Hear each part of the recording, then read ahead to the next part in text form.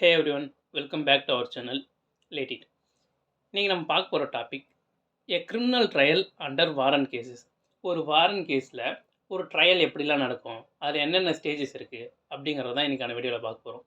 So இப்போ உங்களுக்கு ஒரு டவுட் வரலாம், நான் சிஆர்பிசி பற்றி சொல்ல போகிறேன்னா இல்லை புதுசாக வந்திருக்க பிஎன்எஸ்எஸ் அந்த புது ஆக்டை பற்றி சொல்ல போகிறோம்னா அப்படிங்கிறது. ஜென்ரலாக பார்த்தீங்கன்னா இந்த ட்ரையல் ப்ரொசீஜர்ஸ் அப்படிங்கிறது சிஆர்பிசியில் என்ன இருக்கோ அதே தான் இந்த பிஎன்எஸ்எஸ்லேயும் கொடுத்துருக்காங்க. ஆனாலும் ஒரு சில சின்ன சேஞ்சஸ்லாம் இந்த பிஎன்எஸ்எஸில் கொடுத்துருக்காங்க. அந்த சேஞ்சஸ் என்ன இருக்குது அப்படிங்கிறதையும் இன்றைக்கான வீடியோவில் பார்க்க போகிறோம். ஸோ மிஸ் பண்ணாமல் இந்த வீடியோ ஃபுல்லாக பாருங்கள். பார்க்குறவங்களுக்கு கன்ஃபியூஷன் ஆகக்கூடாது அப்படின்றதுக்காக சிஆர்பிசியோட ப்ரொவிஷன்ஸ்லாம் நான் வந்து ப்ளூ கலர்லேயும் அண்ட் பிஎன்எஸ்எஸோட ப்ரொவிஷன்ஸ்லாம் நான் வந்து க்ரீன் கலர்லேயும் கொடுத்துருக்கேன். ஸோ ஒரு பேஜில் வந்து 2 டிஃப்ரெண்ட் கலரில் செக்ஷன்ஸ் கொடுத்துருப்பேன். ஸோ அது எதை மீன் பண்ணுதுன்னா, ப்ளூ கலரில் இருந்து அது சிஆர்பிசி அண்ட் க்ரீன் கலரில் இருந்துச்சுன்னா அது புதுசாக வந்திருக்க பிஎன்எஸ்எஸ் ஆக்ட். சிஆர்பிசிலையும் இந்த பிஎன்எஸ்எஸ் ஆக்ட்லேயும் ஒரு trial of a warrant case அப்படிங்கிறது 2 விதத்தில் நடக்கலாம்னு சொல்கிறாங்க. ஒன்று initiation on police report, and ரெண்டாவது வந்து இது இல்லாமல் மற்ற வகையில் இனிஷியேட் பண்ணுறது.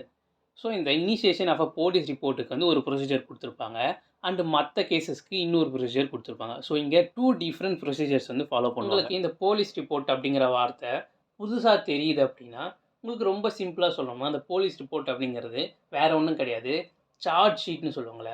ஸோ அதை தான் வந்து போலீஸ் ரிப்போர்ட் அப்படின்னு சொல்லிட்டு இந்த ட்ரையல் ப்ரொசீஜர்ஸ் மொத்தத்தையும் மென்ஷன் பண்ணுவாங்க. ஒரு மேஜிஸ்ட்ரேட் முன்னாடி எப்போ சார்ஜ் ஷீட்டை வந்து ஃபைல் பண்ணுறாங்களோ அதுதான் இனிஷியேஷன் ஆஃப் அ ட்ரையல் அப்படின்னு சொல்லுவாங்க. ஒன்ஸ் அந்த ட்ரையல் இனிஷியேட் ஆனதுக்கப்புறம் அந்த மேஜிஸ்ட்ரேட் என்னென்ன ப்ரொசீஜர்ஸை ஃபாலோ பண்ணணும் அப்படிங்கிறது தான் இந்த சிஆர்பிசி அண்ட் பிஎன்எஸ்எஸ் ஆக்டில் சொல்லியிருக்காங்க. ஸோ அது என்ன அப்படிங்கிறத இப்போ பார்ப்போம்.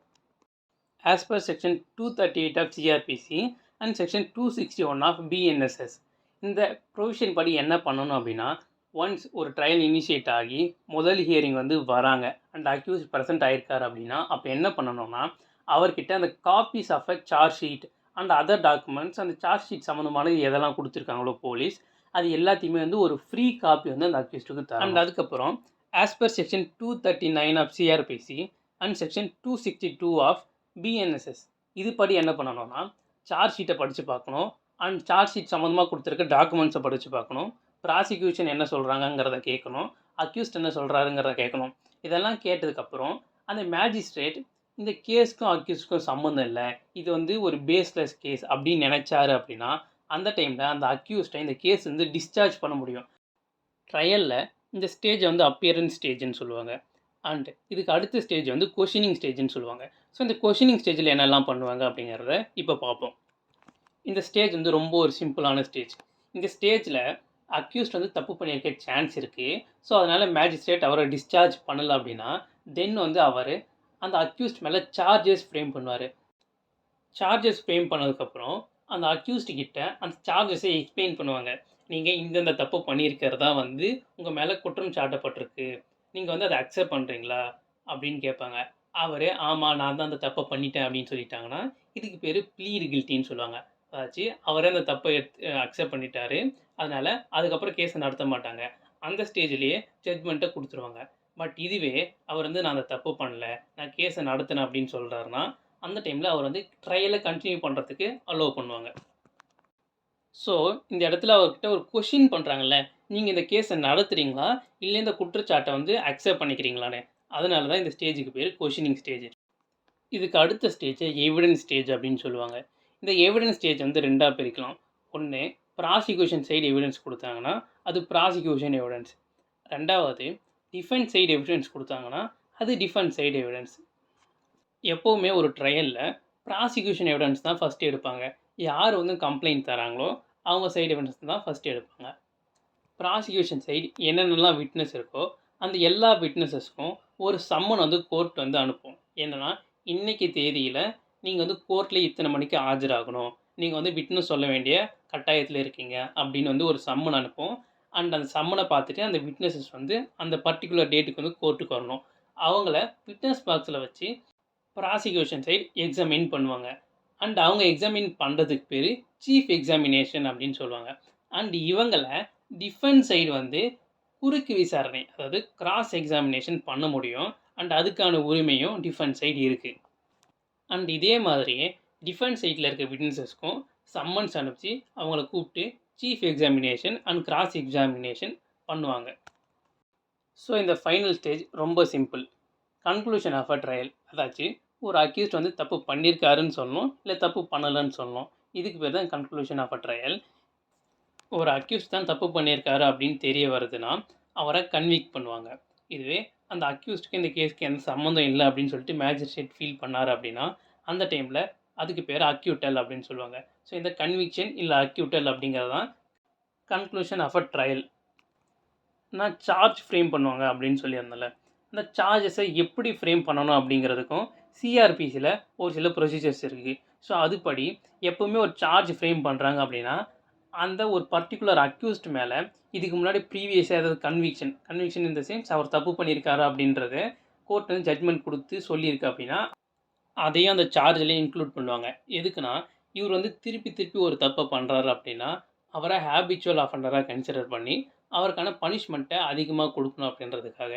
பட் அந்த சார்ஜில் கொடுத்துருக்க அந்த ப்ரீவியஸ் கன்விக்ஷன் பற்றி ஏதாச்சும் வந்து டிஸ்பியூட் இருக்குது அப்படின்னா அக்யூஸ்ட் வந்து அதை அக்செப்ட் பண்ணிக்க மாட்டார் அப்படின்னா என்ன பண்ணுவாங்கன்னா அது சம்மந்தமான எவிடன்ஸையும் கோர்ட் எடுத்து அதெல்லாம் வந்து செக் பண்ணுவாங்க. இது எப்போ நடக்குன்னா இந்த கன்க்ளூஷன் ஆஃப் அ ட்ரையல், அதாவது அந்த அக்யூஸ்ட் தான் வந்து தப்பு பண்ணியிருக்காருன்னு முடிவு பண்ணதுக்கப்புறம் தான் வந்து இந்த என்கொயரி நடக்கும். அதுக்கு முன்னாடி வரைக்கும் அந்த டிஸ்பியூட்டை பற்றி எதுவுமே வந்து பண்ண மாட்டாங்க. ஏன்னா அந்த ப்ரீவியஸ் கன்விக்ஷனை பற்றி சொல்கிறதுக்கு காரணமே அவர் வந்து இந்த தப்பில் ப்ரூவ் பண்ணிட்டாங்க அப்படின்னா அவரோட பனிஷ்மெண்ட்டை அதிகமாக கொடுக்கறதுக்காக தான். ஸோ அவரை வந்து இந்த பர்டிகுலர் க்ரைமில் வந்து கன்விக்ட் பண்ணுற வரைக்கும் அந்த ப்ரீவியஸ் கன்விக்ஷனை பற்றின எந்த ஒரு டிஸ்பியூட்டும் அரைஸே ஆகாது. நான் முன்னாடியே சொல்லியிருந்த மாதிரி போலீஸ் ரிப்போர்ட் இல்லாமல் வேறு எந்த விதத்துலையாவது ஒரு ட்ரையலை வந்து இனிஷியேட் பண்ணுறாங்க அப்படின்னா அதுக்கான ஒரு டிஃப்ரெண்ட் ப்ரொசீஜரை சிஆர்பிசியும் அண்ட் பிஎன்எஸ்எஸும் சொல்லியிருக்கு.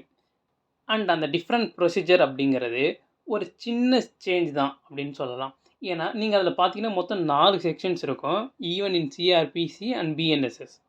என்னதான் 4 செக்ஷன் கொடுத்துருந்தாலும் அதில் சொல்லியிருக்க அந்த சேஞ்ச் அப்படிங்கிறது ரொம்ப சின்னது. அது என்ன அப்படிங்கிறத இப்போ பார்ப்போம். நான் அப்பியரன்ஸ் ஸ்டேஜில் என்ன சொன்னேன் அப்படிங்கிறத நீங்கள் கொஞ்சம் ரீமைண்ட் பண்ணி பாருங்கள். ரொம்ப சிம்பிளாக சொல்லியிருப்பேன். அக்யூஸ்ட் வந்து ப்ரெசென்ட் ஆவார், கோர்ட் அவர்கிட்ட அவருக்கான காப்பீஸை கொடுப்பாங்க. அண்ட் ரெண்டாவது மேஜிஸ்ட்ரேட் சார்ஜ் ஷீட்டையும் அது சம்மந்தமான டாக்குமெண்ட்ஸையும் படித்து பார்ப்பார்.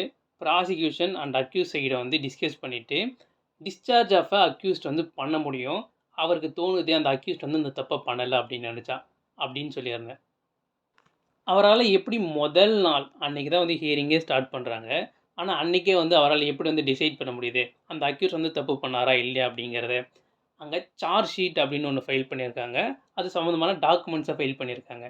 ஸோ இதிலேருந்து அவரால் வந்து ஒரு கன்க்ளூஷனுக்கு வர முடியும் இந்த அக்யூஸ்ட் வந்து தப்பு பண்ணியிருக்காரா இல்லையான்னு சொல்லிட்டு.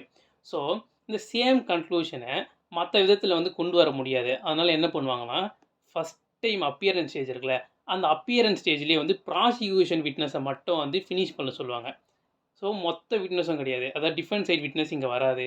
ப்ராசிக்யூஷன் சைடு என்னென்ன விட்னஸ் அண்ட் எவிடன்ஸ் இருக்கோ அது எல்லாத்தையும் அப்பியரன்ஸ் ஸ்டேஜில் கொடுக்க சொல்லுவாங்க. அண்ட் அதை எடுத்துப்பாங்க. அதெல்லாம் எடுத்து பார்த்ததுக்கப்புறம் மேஜிஸ்ட்ரேட்டுக்கு தோணுது இந்த அக்யூஸ் வந்து தப்பு பண்ணியிருக்க மாட்டார் அப்படின்னா அவரை டிஸ்சார்ஜ் பண்ணுவார். இல்லை அந்த அக்யூஸ் வந்து தப்பு பண்ணியிருப்பார் அப்படின்னா ட்ரையலை வந்து கண்டினியூ பண்ணுவார். அண்ட் லேட்டர் பார்ட் ஆஃப் ட்ரையலில் கூட வந்து ப்ராசிக்யூஷன் வந்து அடிஷ்னல் விட்னஸஸ் அண்ட் எவிடன்சஸை வந்து கொடுக்க முடியும். ஸோ இதுதான் வந்து அந்த மேஜர் டிஃப்ரென்ஸ். மற்றபடி இந்த ட்ரையலில் வேறு எந்த டிஃப்ரென்ஸும் கிடையாது. அது வந்து இனிஷியேட்டட் ஆன் வந்து போலீஸ் ரிப்போர்ட்டாக இருந்தாலும் சரி ஆர் அதர் வேஸாக இருந்தாலும் சரி. இது வரைக்கும் நான் சொன்ன ப்ரொசீஜர்ஸ் எல்லாம் பிஎன்எஸ்எஸ் அண்ட் சிஆர்பிசி ரெண்டுத்துலேயும் சேம் தான். பட் இதை தாண்டி ஒரு சில அடிஷ்னல் சேஞ்சஸ் வந்து பிஎன்எஸ்எஸில் கொடுத்துருக்காங்க. அந்த சேஞ்சஸ் என்னென்ன அப்படிங்கிறத இப்போ பார்ப்போம். சிஆர்பிசி படி விட்னஸ் அப்படின்னா கோர்ட்டுக்கு வந்து விட்னஸ் பாக்ஸில் ஏறி தான் சொல்லணும். பட் இன் பிஎன்எஸ்எஸில் எலக்ட்ரானிக் மோடில், அதாவது வீடியோ கான்ஃபரன்ஸில் கூட ஒருத்தர் விட்னஸ் பண்ண முடியும். சார்ஜஸை ஃப்ரேம் பண்ணுறதுக்கான எந்த ஒரு டைம் லிமிட்டும் சிஆர்பிசியில் கிடையாது. பட் பிஎன்எஸ்எஸ் கீழே வந்து 60 நாளுக்குள்ளே வந்து சார்ஜஸ் ஃப்ரேம் பண்ணணும் அப்படிங்கிறத ஒரு கண்டிஷனாக சொல்லியிருக்காங்க. அதர் தென் போலீஸ் ரிப்போர்ட்டில் ஒரு ட்ரையலை வந்து இனிஷியேட் பண்ணியிருக்காங்க அப்படின்னா ப்ராசிக்யூஷன் சைடு விட்னஸ் வந்து கிராஸ் பண்ணுற வரைக்கும் வந்து அவைலபிளாக இருக்கணும். ஏன் இந்த அதர் தென் போலீஸ் ரிப்போர்ட்டில் மட்டும் இந்த கண்டிஷன் சொல்கிறாங்க அப்படின்னா அதர் தென் போலீஸ் ரிப்போர்ட்டாக இருந்தால் மட்டும்தான் வந்து இந்த ப்ராசிக்யூஷன் விட்னஸ் வந்து அப்பியரன்ஸ் ஸ்டேஜ்லேயே நடக்கும். அந்த டைமில் கிராஸ் எக்ஸாமினேஷன் பண்ணலாம் அலோவ் பண்ண மாட்டாங்க. ஜஸ்ட் அது பண்ணுறதுக்கு காரணம் மேஜிஸ்ட்ரேட் வந்து ஒரு கன்க்ளூஷனுக்கு வரணும். அதாவது அக்யூஸ்ட் வந்து டிஸ்சார்ஜ் பண்ணலாமா வேணாமான்றதுக்கு. அதனால அந்த டைமில் கிராஸ் எக்ஸாமினேஷனை அலோவ் பண்ண மாட்டாங்க. பட் இதுவே நார்மலான போலீஸ் ரிப்போர்ட்டாக இருந்தால் எவிடன்ஸ் ஸ்டேஜில் தான் வந்து அந்த விட்னஸே பண்ணுவாங்க. அந்த டைமில் கிராஸ் எக்ஸாமின் பண்ண வேண்டியது வந்து டிஃபென்ஸ் சைடோட ஒரு லையபிலிட்டி ஆகிடும். ஸோ டிஃபென்ஸ் சைடு வந்து கிராஸ் பண்ணாமல் விட்டுட்டாங்கன்னா அது அவங்களோட தப்பாக மாறிடும். பட் இந்த இடத்துல வந்து கிராஸ் பண்ணுறதுக்கான ரைட்டை வந்து டிஃபென்ஸுக்கு அப்பியரன்ஸ் ஸ்டேஜில் கொடுக்கல. So later part of the ப்ரொசீடிங்ஸில் வந்து அவங்களுக்கு கிராஸ் பண்ணுறதுக்கான ரைட் இருக்குது. அப்படி அக்யூஸ் சைடு வந்து அந்த கிராஸ் பண்ணுறதுக்கான உரிமையை கிளைம் பண்ணும்போது ப்ராசிக்யூஷன் சைடில் அந்த விட்னஸ் வந்து ப்ரெசென்ட் ஆகலை அப்படின்னா அப்படி ஒரு விட்னஸ் இருந்ததாகவே கன்சிடர் பண்ண மாட்டாங்க. அதாச்சு சீஃப் எக்ஸாமினேஷன் எடுத்தாங்கல்ல, அதையுமே ரெக்கார்டில் வந்து கன்சிடர் பண்ணக்கூடாது அப்படின்னு சொல்லிட்டு பிஎன்எஸ்எஸில் சொல்கிறாங்க. பட் இதுவே வந்து சிஆர்பிசியில் அப்படி கிடையாது. ஜஸ்ட் வந்து அக்யூஸ்டு வந்து கிராஸ் பண்ணுறதுக்கான ரைட் இருக்குதுன்னு மட்டும்தான் சொல்லுவாங்க. அப்படி இன் கேஸ் வந்து அந்த கிராஸ் பண்ணுறதுக்கு அவைலபிளாக இல்லை அந்த விட்னஸ் அப்படின்னா என்ன பண்ணணும் அப்படிங்கிறத பற்றி எதுவுமே மென்ஷன் பண்ணியிருக்க மாட்டாங்க. இவ்வளோ தான் வந்து வாரன் கேஸோட ட்ரையல் ப்ரொசீஜர். இதுக்கு மேலே உங்களுக்கு எதாவது டவுட் இருக்குது அப்படின்னா அதை கமெண்ட் பாக்ஸில் கமெண்ட் பண்ணுங்கள். உங்களோட டவுட்ஸை நான் சால்வ் பண்ணுறேன். அண்ட் இந்த வீடியோ பிடிச்சிருக்குன்னு நம்புகிறேன். பிடிச்சிருந்துச்சுன்னா லைக் பண்ணுங்கள். அண்ட் நம்ம சேனல் லேட்டிட்ட சப்ஸ்கிரைப் பண்ணுங்கள்.